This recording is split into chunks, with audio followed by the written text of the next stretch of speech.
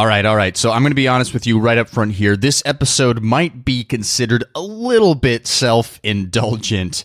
But, listen, I think this could be actually a lot of fun for both of us. So, I'm going to take the opportunity. This episode is coming out on a Christmas Eve here. Christmas Eve 2018 for those of you listening in real time. And for those of you who celebrate Christmas, you're probably not listening to this in real time. However, I wanted to take the opportunity to, maybe give a little gift to myself and maybe even a gift to you by exploring one of my old compositions that uses a lot of non-functional harmony. And I think if we could just explore this, I'm going to learn a little bit about my own composition, and maybe you'll learn something along the way too. So, this could be a fun one. Let's dig into this. Welcome to the LJS podcast, where you get weekly jazz tips, interviews, stories, and advice for becoming a better jazz musician. And now your host. He's a jazz musician, author, and entrepreneur, Brent Bartstra. All right, what's up, everybody? Brent here from LearnJazzStandards.com, which is a blog, a podcast, and videos, all geared towards helping you become a better jazz musician. And like I said, I'm going to be digging into one of my compositions. Maybe it's a self-indulgent episode. I'm not sure. I do think this could be very helpful for all of us to look into some non-functional harmony. And when I talk about non-functional harmony, I mean that in general, I focus on studying on this podcast and Learn Jazz Standards in general on jazz standards. And usually most jazz standards that I cover have functional harmony, meaning that they are diatonic to a key center, right? They circle around the key of concert C major or B flat major, and maybe they go to some other keys. There's a key change somewhere, but they still function around that new key center change. But when I'm talking about non-diatonic harmony, non-functional harmony, I mean that it's kind of hard to pin down in the song exactly where the tonic is. And maybe there is a tonic, or maybe there are tonics, but they don't necessarily stick to it. And that's where modern jazz really has a big influence on non-functional harmony, okay? And there are everybody has their opinion about modern jazz, or has their opinion about, art music in general. And, some people do not like that kind of harmony, and some people do. I think in this particular case, and I'll talk a little bit about the composition process here, that I think as long as you have a really strong melody, then really whatever chords you want, you can start filling in the gaps there. And as long as they make sense with each other, you can make a lot of great music out of them. And when I say make sense, it doesn't necessarily need to relate to a key center. It just needs to relate to the melody that you're playing and have a good motion towards the next chord, okay? We'll talk a little bit more about that. So the composition, I think I wrote it 5 years ago or so, and it's called Elliot. And I named it after the song, the artist that kind of reminded me of, that I was influenced by at the time, who's Elliott Smith, who was an incredible singer-songwriter. He was kind of based out of the Pacific Northwest area, and unfortunately he passed away, but he's still actually to this day one of my favorite singer-songwriters. So check him out, Elliott Smith. And anyways, I wrote this song kind of keeping his vibe in mind, so I called it Elliot. And I'm going to be linking the sheet music to this so you can follow along if you'd like at the show notes today. So that's going to be learnjazzstandards.com/episode 147. So /episode 147. And if you want, you can follow along with me. And if you're not able to follow along with me right now, you're also going to, have fun probably just listening to this and my commentary. And I think you're going to get something out of it too. But you can also go check out that sheet music there. So I'm going to kind of play a solo rendition of it. And then at the end, I'm going to play this demo recording. It's the mixes. It could be better, right? But I'm going to play a little demo recording with a trio, or it's a quartet, just so that you can get an idea. Again, I recorded it like 5 years ago, but just so you can get the idea of it. So anyways, without further ado, let's jump right into this thing.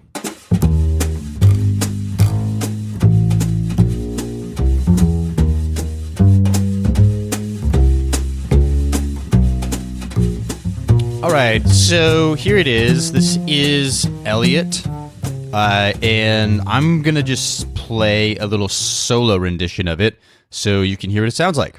Here it is.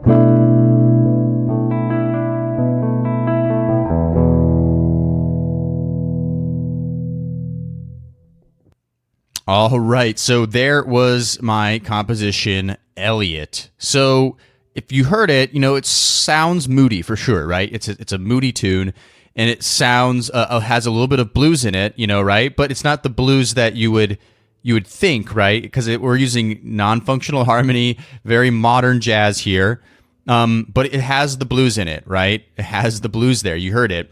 So when I start thinking about writing a composition, and again, I'm not a prolific composer, but usually where I start is a bit of inspiration. And so, like I said, the inspiration for this tune was from Elliott Smith, and I just listening to a lot of his music and hearing him play, like he has such a very distinct vibe. So obviously, I'm not able to replicate his vibe exactly if you listen to his music, but it's coming from my perspective. That's where all composition starts, is a perspective on something, and especially when you're influenced by something else. So this is really my perspective on how I feel, I suppose, when I'm listening to Elliott Smith. And you might be hearing right away that when I write music, I usually start on a very emotional level. That's just who I am personally. I don't necessarily start writing music thinking about, I want to use this particular chord progression or anything like that. I usually start with the melody every single time. So if I remember correctly, when I was writing this song, I was still dating my wife, who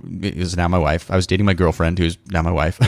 And I was in her room, and I was messing around on my guitar, and I just started playing... Okay, just that simple melody. And I was like, oh, that sounds kind of nice. So...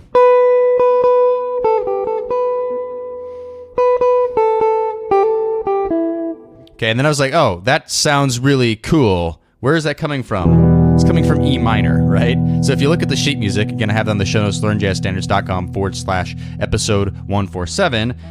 It starts on an E minor, right? And this is obviously great for guitarists because E minor, you have all those open strings that you're probably hearing when I did the solo rendition. So I started pairing that melody with the chords. And then I thought, what chords do I put there? And I thought, hey, let's put an E flat 7 sharp 9. Okay, now that sounds weird, right? So you might think, like, where did I come up with that? Like, how did I come up with that? And honestly, the honest truth is it just sounded good to me. I tried it, and it just sounded good to me. Now, if you want to really analyze that, you could almost think of it, instead of going to an A7, which would be like the dominant, like 4, I guess, of E minor 7, right? I don't know, but that's probably not even the right way to look at it, right? That's where we're talking about non-functional harmony. You could think of that E flat 7 sharp 9 as like a tritone substitution, right? If you wanted to. All we know, though, is when we hit that E flat 7 sharp 9, we have a state of tension. So we're going to have to resolve that eventually. So then the melody goes... And then I still choose not to resolve it, because then I let on this D flat 7 sharp 9. So like a whole step down from E flat 7 sharp 9. So...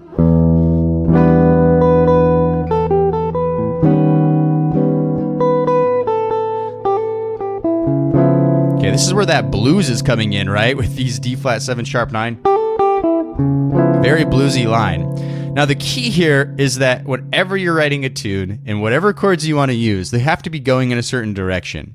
So you'll see that in bar 4, or at least you'll hear that in bar 4, I resolve to a C major 7. So essentially you can almost think that this 4-bar phrase here, it's all leading us towards C major 7. And C major 7, right? C major 7 is like the 6th chord. It's like the 6th chord in a minor key. So you could think of it as the major 6 in E minor 7, right? That's one way that you could go about thinking about it. So the direction that we're moving in is E minor 7, down a half step with the bass note to E flat, right? With that sharp 9. Then down a whole step to that D flat 7 sharp 9. So the D flat's the bass. And then resolve a half step to C major 7. So you're going to see this happen time and time again, is that I'm going descending with the bass lines, right? And sometimes it's very chromatic, like half of that was chromatic, and some of it went down in whole steps, right? I mean, half steps and whole steps, not necessarily chromatic. And then there's that C major 7. Now, I keep things changing the mood in this song. So then I transition that C major 7 to a C minor 7. So we have...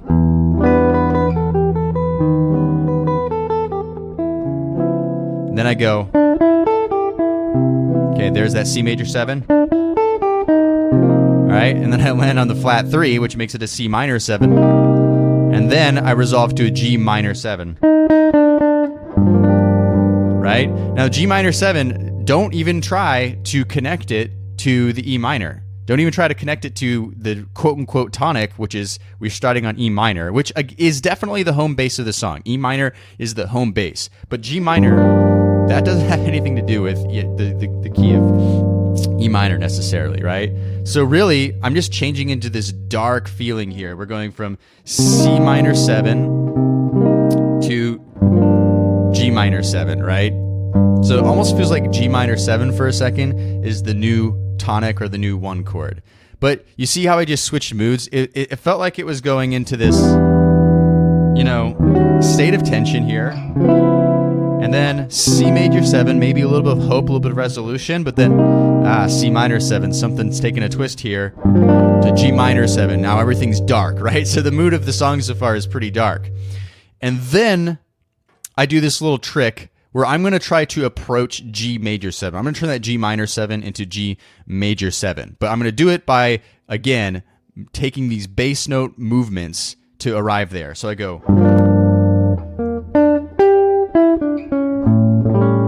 And then I hit the A7 sus4. So it's almost like a mystery. It sounds like mystery to me. That's G minor 7. A7 sus4.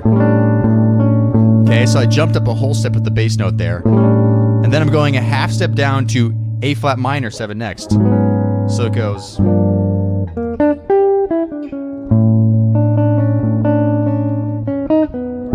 And that's the A flat minor 7. Okay, half step down, this chromatic movement that I'm going to lead into G major 7 flat 5. Right?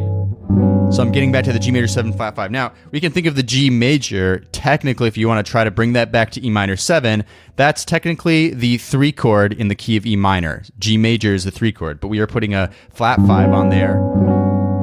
All right?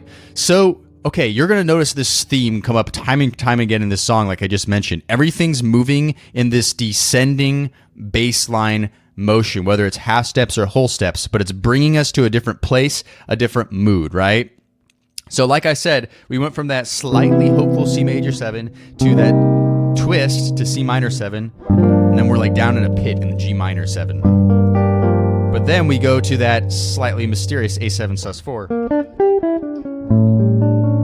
and then down a half step to A flat minor 7. Here that just changes the mood. And then because I'm actually really playing an A flat minor 11, that's what's in the melody.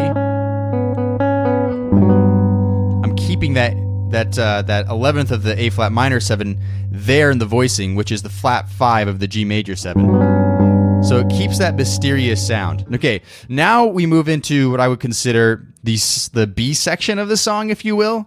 And this is where we go to E minor major 7th chord. I have E minor 6, unfortunately, on the chart here, but it should be E minor major 7. Then it goes, that's the G major 7 flat 5. Okay, so now we have this extra mysterious sound here. It's dark, and keep this in mind because I'm going to do something to change this in a second when we come back to this chord. So this E minor major 7 flat 5 mystery, again, we're kind of in a dark place here. Now I'm going to use this technique where I'm going to go completely chromatically downwards with those bass notes. So that's E flat minor 7 right there. Okay, so I went from 1 minor 7th chord, but had a major 7 in there, to an E flat minor 7. Now I'm going to relieve this tension a little bit with a major chord. So half step down from E flat minor 7, D major 7. Let's see. That's a D major 7. And then I'm going to go half step down to D flat minor 7, that's right, chromatically down. That's C major 7. So here's the motion. It's E minor 7, E minor major 7 to E flat minor 7, half step down, then D major 7, then D flat minor 7, C major 7. So it's almost like I'm alternating major 7th and minor 7th chords there, right? Even that E minor 7 or E minor major 7, it still has that major 7. So it's giving this effect that we're switching off with major 7ths to minor 7ths. Major 7th, minor 7th, major 7th. Okay? Interesting, right? Okay. Then I'm going to go back to this. It's going to feel like I'm going to go back to this next section here where I would land on that E minor major 7, but this time I'm not, because I want to bring a little bit more hope to this song. So I'm going to this time play an E major 9. Right? So before it was...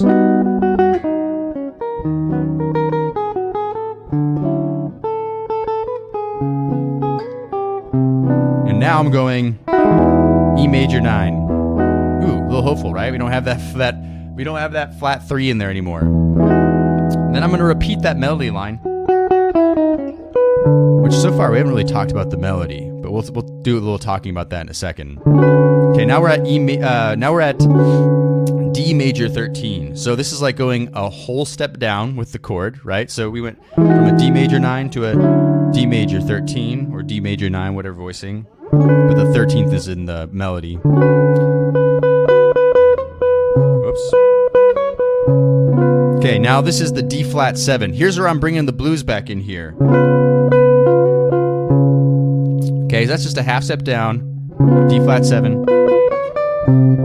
Okay, now we're a half step down to a major 7th chord, C major 7th. And then again, I'm going to hit now a really strong 5 chord to go back to the top of the form again.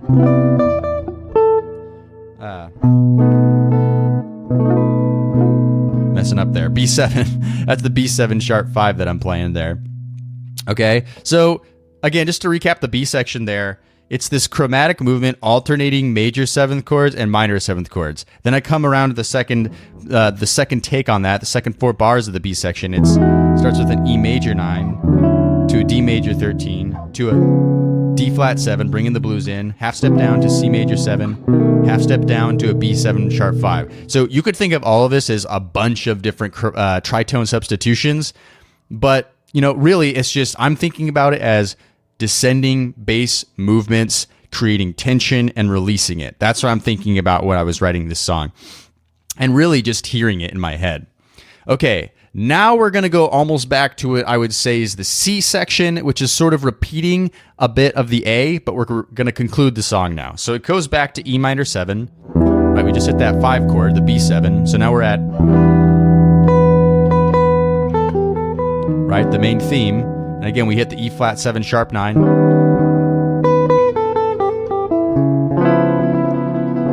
Right, the D flat 7 sharp 9. And another way to think about this too is you could think about this as a tritone sub of a G7 13, which leads into that C major 7 that comes next. But that doesn't sound cool or funky or anything. But when you have that D flat 7 sharp 9, resolving to that C major 7 is way more hip. Okay, so this is the C section.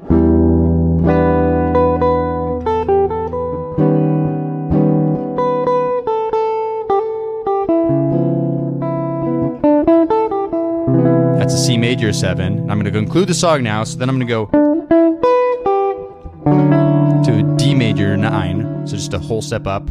And then a half step down back to that D flat 7 sharp 9. So I'm referencing that D flat 7 sharp 9 again, because your ear's expecting me to go back to that C major 7 again, right? It's expecting me to go, right, and then to the C major 7.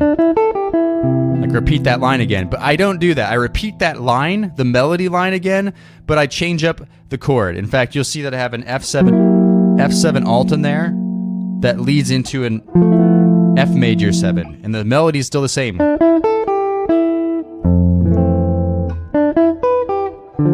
Then a D minor 7, and then it resolves on a B minor 11, which, that's like the minor 5 of the E minor 7 chord. So again, if we're like really trying to relate all this all to the tonic, it's really not the best way to do that. And again, the quote unquote tonic is E minor 7. It's the home bass.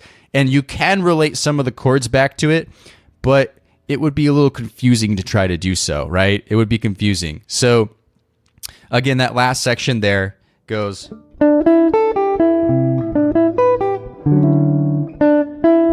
D flat 7 sharp 9, and then an F sharp 7 alt. That's F major 7. And you also, if you're looking at the chart, you'll see I do this chromatic, or this, well, not chromatic, but this walking bass line thing. So walking down to an F over E to a D minor 7, bass note, D minor with a C in the bass to B minor 11. So the bass notes sound like this, right? Resolving to that B minor 11. So that's just a little technique I'm using just to create a little bit of movement in the bass to resolve down to where I want to go. Basically, I'm going from that F major 7th to B minor 11. So I'm just connecting it with some bass notes to make that happen. All right. Now, I know it's a confusing song, especially if you're not looking at the chart. It could be a little confusing. But yeah, I mean, this is, so that's the harmony. And again, the harmony is really informed by the melody. You probably hear a lot of common reoccurring themes coming up time and time again. And the melody is technically not that complicated. And I base all the chord changes off the melody. And how did I come up with the chords? I would just play the melody line and then think, what sounds really strong over that? Or what makes sense? And so a lot of times the harmony is thinking, okay, let's move in these stepwise descending bass motions, sometimes in whole steps, sometimes in half steps, right? And let's see if we can connect all of these chords together so that they sound good while still influenced by the melody, right? And again, some choices I made were to change the mood. We talked about the beginning when we go from that C major 7 to the C minor 7 to the G minor 7. I'm bringing it darker. And then the A7 sus4 is mystery. A flat minor 7 makes it sound like it's going to go somewhere. G major 7 flat 5 makes this feeling of unresolved. Then more unresolved with the E minor major 7. But then we're moving somewhere with the E flat minor 7. Then the hope of the D major 7. The confusion of the D minor 7. And the slight resolve of the C major 7. And then the real hope of the E major 9. So, I mean, you get where I'm going with this. But all of it is influenced by the melody. The melody came first for me, and then the chords. And I wasn't worrying about how does this chord relate to the tonic. I was worrying about, does it make sense with the direction it's moving in, and does it fit with the melody? That's all I was really caring about. Okay, and just really quick about the melody. Coming up with the melody was just as simple as starting with that main theme.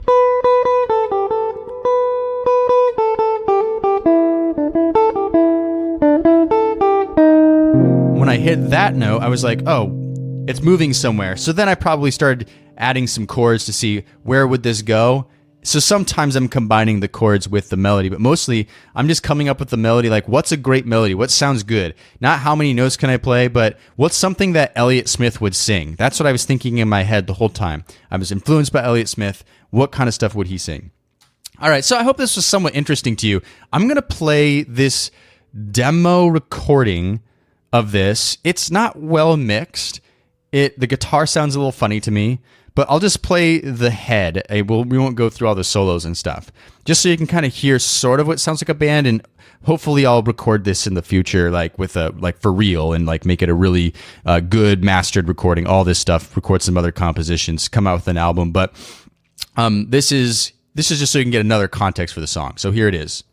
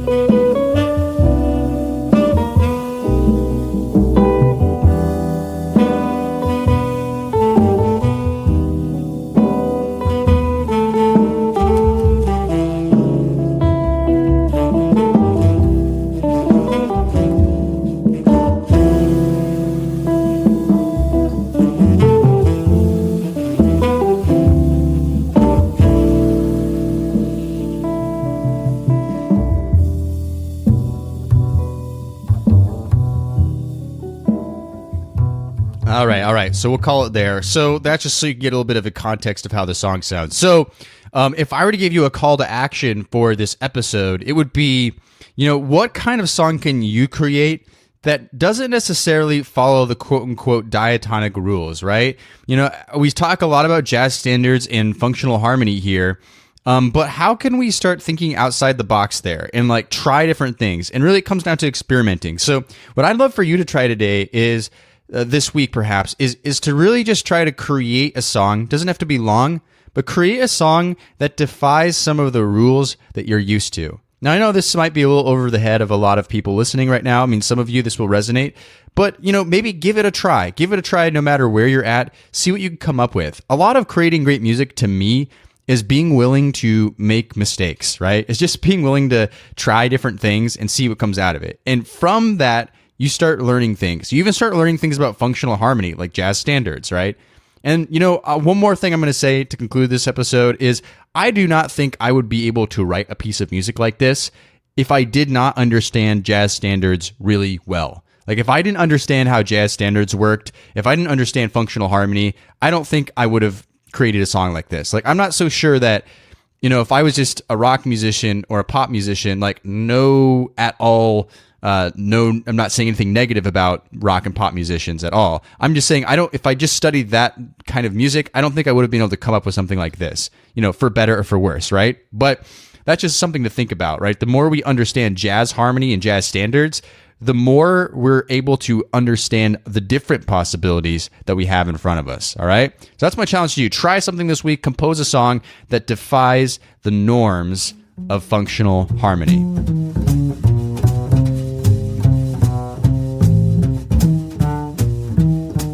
All right, that's all for today's episode. Thanks, everybody, for listening, for tuning in. Hope you got something out of that and for letting me indulge myself there just a little bit. And hey, by the way, if this is something that's wow, this is way over my head, Brent, I don't know what you're talking about, forget about me trying to write a song with non-functional harmony, then definitely check out my ebook, The Jazz Standards Playbook. You can go to thejazzstandardsplaybook.com, and that's a book that really goes through 10 important jazz standards. And if you know these 10 jazz standards, you can learn really any jazz standard. And not only that, it really hips you to what functional jazz harmony is all about, which is, like I said, the foundation and the starting point for really creating any music like what I've just described or what we just went over today. All right, so that's the jazzstandardsplaybook.com. And as I always ask, if you got value out of this or any of the episodes from Learn Jazz Standards podcast, please go to iTunes or wherever you listen to your podcasts and leave a kind rating and review. Helps other people find this. This is a great end of the year gift, by the way. If you just want to give back a little bit, just a simple way you could do that is just say something nice on iTunes, wherever you listen to podcasts, and give it a nice 5-star rating. So thanks so much for taking the time to do that. And next week, we have another episode. And again, for those who are listening in real time and who are not replay listeners, which is most people. But if you're going to listen next week, that's going to be on New Year's Eve. So not a popular day to listen to podcasts, but it's going to be a fun one. I'm going to be looking back on Learn Jazz Standards, the year, everything we did. And we're going to be going over the top 5 podcast episodes that happened this year by download. So I'm going over some stats and why those were great episodes. And we'll remind you to go check out some if you haven't already. And I'm also going to tell you my 2 personal favorite episodes of 2018 and some other stuff that's going to happen in 2019. So stay tuned with me next time, and I'll see you back then. Hope you have a happy holidays, everybody. See you later. Thanks for listening to the LJS podcast, brought to you by LearnJazzStandards.com. Subscribe to the series on iTunes, and don't forget to join our jazz community at LearnJazzStandards.com/newsletter.